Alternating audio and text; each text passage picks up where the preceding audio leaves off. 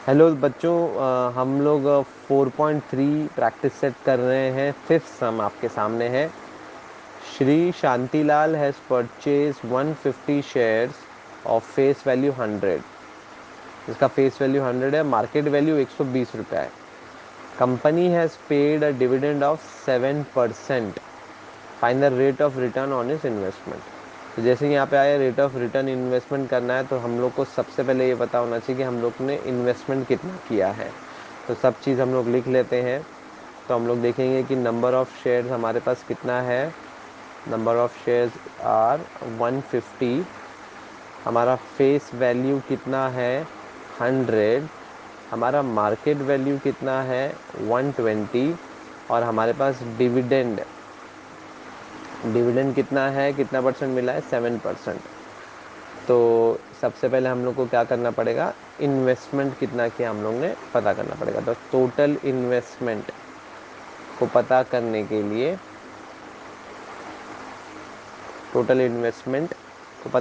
के लिए number of shares को मल्टीप्लाई करना पड़ता है मार्केट वैल्यू। मार्केट वैल्यू कितनी है 120। तो अभी हम लोगों को इससे मल्टीप्लिकेशन करना पड़ेगा। तो इसको मल्टीप्लाई करेंगे हम लोग, तो 2 ज़ीरो और 15 12 ज़ा 180 होता है।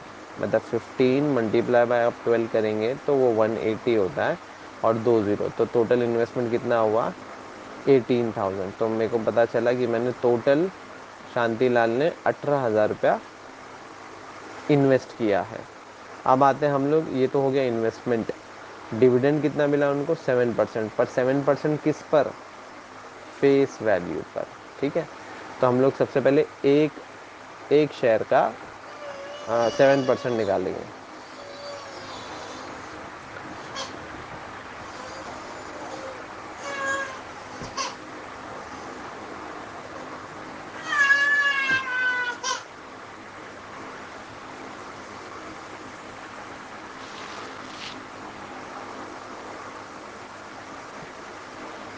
तो हम लोग फेस वैल्यू का 7% निकालेंगे।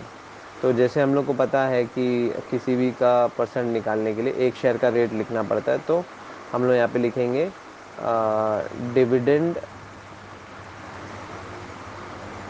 अमाउंट ऑन 1 शेयर इज कितना है, वो हम लोग को यहाँ पे लिखना पड़ेगा 7%। 7% मतलब 7/100। और एक फेस वैल्यू क्या है हमारी 100 है। तो इसको कैलकुलेट करेंगे, 2 ज़ीरो कट 2 ज़ीरो कट 7 1 ज़ा 7। मतलब एक शेयर पे हम लोग को 7 रुपीज़ बचता है। कितना रुपया बचता है 7 रुपीज़। तो अभी हम लोग को टोटल डिविडेंड कितना मिला वो निकालने के लिए हम लोग को क्या करना पड़ेगा, 7 से मल्टीप्लाई करना पड़ेगा। तो डिविडेंड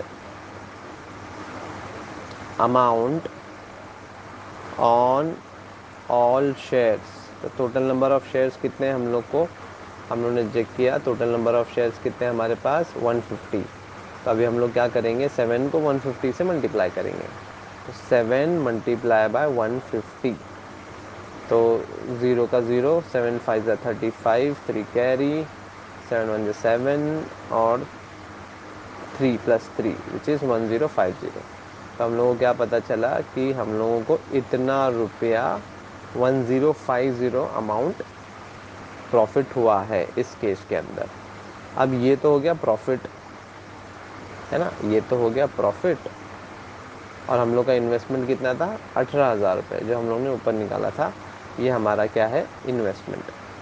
अभी इसका रेट ऑफ रिटर्न इन्वेस्टमेंट निकालना है ना, इन्वेस्टमेंट। तो ROR निकालने के लिए हम लोग को क्या करना पड़ता है, rate of return on investment, total amount हम लोगों को हमेशा नीचे लिखना पड़ता है। तो ये है मेरा टोटल अमाउंट नीचे और मेरा टोटल प्रॉफिट ऊपर, मल्टीप्लाई बाय 100। अब हम लोग इसको कैलकुलेट करेंगे। एक दो 2 ज़ीरो कट, यहाँ 2 ज़ीरो कट, यहाँ 1 ज़ीरो कट, यहाँ 1 ज़ीरो कट। तो हमारे पास क्या बचा 105 डिवाइडेड बाय 18। ठीक है। अब हम इसको डिवाइड करेंगे। आप देखते हैं कि ये 3 के टेबल में जाता है। तो 3 6 ज़ा 18, 3 3 ज़ा 9, 1 कैरी, 3 5 ज़ा 15। तो क्या बचा 35 डिवाइडेड बाय 6। अभी इसका डायरेक्ट 6 से मल्टीप्लाई करेंगे क्योंकि और कोई नंबर नहीं जाता, तो 6 1 ज़ा 6 5 ज़ा 30, 5 बच गया। अब 5 क्योंकि एक 6 से बड़ा नंबर है तो हम लोग को इसके आगे एक ज़ीरो डालना पड़ेगा और यहाँ पे एक पॉइंट डेसिमल। अभी हो गया 50, तो 6 के टेबल में 50 आता है। 6 6 5 6 6 ज़ा 36, 6 7 ज़ा 42, 6 8 ज़ा 48, तो यहाँ पर आएगा 6 8 ज़ा 48। 48 गया तो 2 बच गया। अब 2 एक डेसिमल, इसके आगे एक और ज़ीरो, पर अब कोई डेसिमल नहीं आएगा, 20 कंसिडर करेंगे। और 6 3 ज़ा 18 होता है, तो 6 3 ज़ा 18, फिर 2 बच जाएगा। तो ये रेकरिंग आते रहेगा। तो हम लोग सिर्फ 2 डेसिमल के बाद सिर्फ 2 पॉइंट को कंसिडर करेंगे, तो हम लोग को आंसर मिल गया 5.83। तो हम लोग को क्या पता चला कि रेट ऑफ रिटर्न इन्वेस्टमेंट हम लोगों को कितना मिला है, 5.83, और ये हमारा इस सम का आंसर है। आई होप आपको ये समझ में आया होगा। Thank you very much.